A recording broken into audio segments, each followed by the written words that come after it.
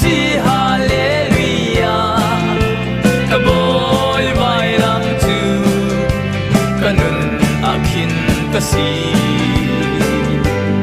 harman se ka boy pa pek miria asi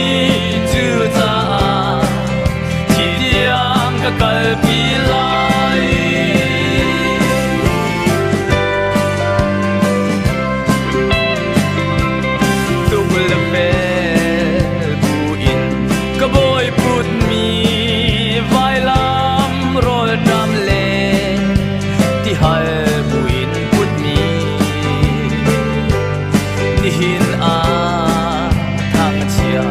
soi se na mual hi tuar maning chim rel ta ka silo mi van cha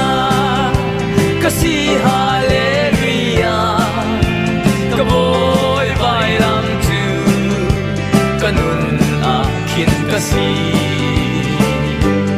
har man se ka boy pa pe ka mi ria asi tu ta thi tiam ka kalpi lai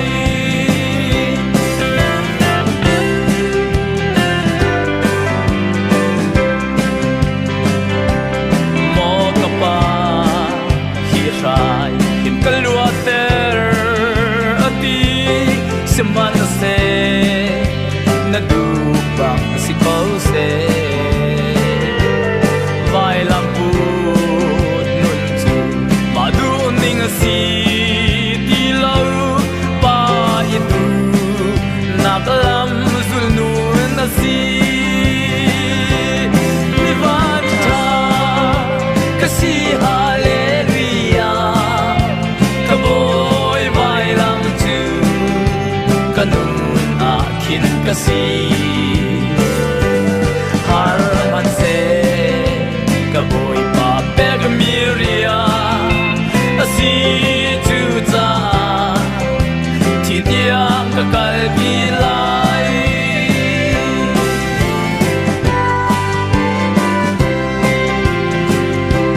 har thai in har man se van ka in to bi ka phak ti a chun ka boy ban ni ka cha a chin tu a chia